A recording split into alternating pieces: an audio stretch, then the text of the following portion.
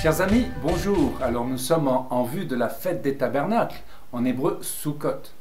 Réalisons que cette fête n'est pas accomplie dans la Nouvelle Alliance comme Pessah, qui est lié à Pâques, et Shavuot à Pentecôte. Sukkot est en fait lié à l'avènement du Messie roi, du retour du Seigneur. Alors, sommes-nous impatients pour ce temps qui est le dernier avant l'établissement du royaume terrestre? Et Dieu lui-même est-il impatient? Les deux questions ont comme réponse un oui franc. Les événements des derniers temps font partie de notre espérance, et l'espérance est toujours liée à la joie du merveilleux accomplissement réunissant toutes les prophéties. Dieu attend impatiemment ce moment en vue du salut de toute l'humanité. De même, nous avons l'espérance de ces temps glorieux. Alors lisons 1 Jean 3, 2. Bien-aimés, nous sommes maintenant enfants de Dieu, et ce que nous serons un jour n'a pas encore été révélé. Mais nous savons que lorsque Christ apparaîtra, nous serons semblables à lui parce que nous le verrons tel qu'il est. Toute personne qui possède cette espérance en lui se purifie comme lui-même est pur. Alors parlons de Sukkot au temps d'Esdras. Sukkot est la 7e fête que l'Éternel ordonna à Israël d'observer et la dernière des 3 fêtes que les Juifs devaient observer chaque année en allant se présenter devant l'Éternel au lieu qu'il choisira. La fête de Sukkot devait être célébrée chaque année le 15e jour du 7e mois, à Tishri. Elle durait 7 jours. Elle commençait 5 jours après Kippour, la fin des moissons. C'était un moment de fête joyeuse alors que les enfants d'Israël célébraient la provision continue de Dieu pour eux et de sa protection pendant les 40 années dans le désert. De même, les exilés de Babylone, revenus pour construire le temple, se rassemblaient pour célébrer Sukkot sous la direction de Josué et Zorobabel. À cette même fête, les Juifs entendirent Esdras leur lire la parole de Dieu, et la prédication d'Esdras entraîna un grand réveil alors que les enfants d'Israël confessaient et se repentaient de leurs péchés. En lisant Esdras et Néhémie, l'on constate que Sukkot est la fête qui parle du réveil et du temple.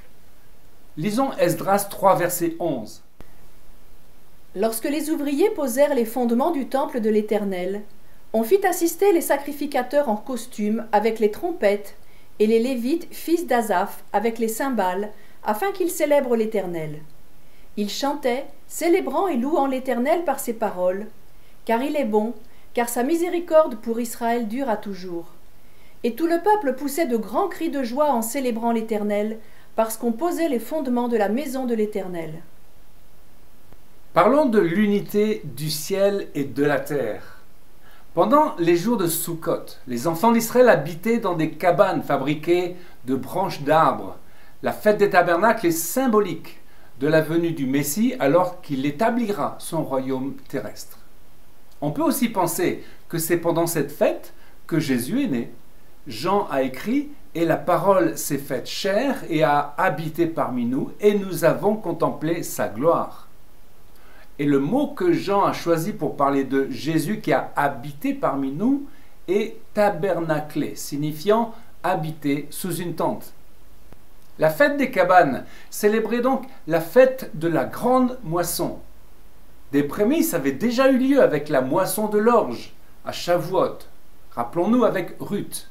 Elle rappelle aussi la traversée du désert par les enfants d'Israël après l'exode à la sortie de l'Égypte. Durant leur fuite, ils ne purent habiter que dans de fragiles cabanes, des huttes de feuillage faites de branches et de rameaux au travers desquels on pouvait voir le ciel. Cette absence de toit solide et fermé montre que le Dieu de l'éternité est la seule couverture et qu'il nous assure de sa provision et de sa protection. Lisons pour cela Ésaïe 63, verset 9. Dans leur détresse, ils n'ont pas été sans secours, et l'ange qui est devant sa face les a sauvés. Il les a lui-même rachetés dans son amour et sa miséricorde, et constamment il les a soutenus et portés aux anciens jours. À Sukkot, Dieu prend les choses en main. Faisons une parenthèse avec Jésus et Sukkot. Sukkot se termine par des temps festifs et joyeux, avec Hoshana Rabbah, Shmini Atzeret, qui est le 8e jour de la clôture, et Simrat Torah, la joie de la Torah. Hoshana Rabbah est le jour où le jugement qui a été scellé à Kippour est rendu. Pour cette raison, ce jour est caractérisé par la prière, la repentance, la louange. Et à l'époque du temple, à Hoshana Rabbah, le peuple juif criait Adonai Hoshiana, ce qui signifie « Sauve-nous, Seigneur ». Cette prière n'est jamais prononcée en vain, car Dieu promet que tous ceux qui invoqueront son nom seront sauvés. Joël 2, 32. Alors quiconque invoquera le nom de l'Éternel sera sauvé.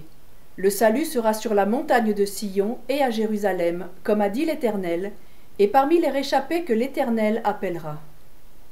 Continuons avec la fête des rameaux. La fête des rameaux célèbre l'entrée triomphale de Jésus-Christ à Jérusalem à Pessah. De fait, les rameaux de palmier et le mot Hosanna évoquent Sukkot selon Lévitique. Les 4 évangiles racontent que, peu avant Pessah, Jésus décida de faire une entrée solennelle à Jérusalem. Il entra dans la ville sur un âne et se manifesta publiquement comme le Messie que les Juifs attendaient.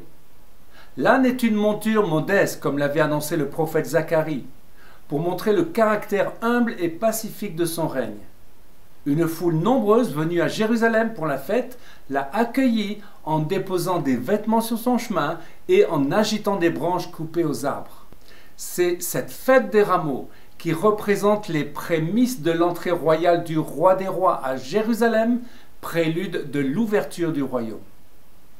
Lisons pour cela Zacharie 14, versets 9 et 16. L'Éternel sera le roi de toute la terre. Ce jour-là, l'Éternel sera le seul Éternel, et son nom sera le seul nom. Les survivants de toutes les nations venues attaquer Jérusalem y monteront chaque année pour adorer le roi, l'Éternel, le maître de l'univers, et pour célébrer Sukkot. Alors, Simrat Torah. Simrat Torah, la joie de la Torah, est une fête en elle-même qui marque la fin du cycle annuel de lecture de la Torah et le début d'un nouveau cycle. C'est ce jour, le 8e jour de Simrat Torah, où le Seigneur s'est écrié devant le temple. Jean 7, 37. Le dernier jour, le grand jour de la fête, Jésus, debout, s'écria « Si quelqu'un a soif, qu'il vienne à moi et qu'il boive. Celui qui croit en moi, des fleuves d'eau vive couleront de lui, comme l'a dit l'Écriture. » Car, selon Joël 2, 28, le Saint-Esprit se répandra sur toute chair. Dans ces jours-là, dit le Seigneur, je répandrai mon esprit. Alors comment rester insensible devant cette espérance glorieuse? La Pentecôte à l'époque de l'Église primitive représente les prémices de l'effusion de l'Esprit qui suit Sukkot. Parlons finalement de la révélation des fils de Dieu. 1 Jean 3,2, cité plus haut, est également un grand sujet d'espérance. Cela concerne tout croyant en Yeshua. Paul en parle également. Romains 8, 19.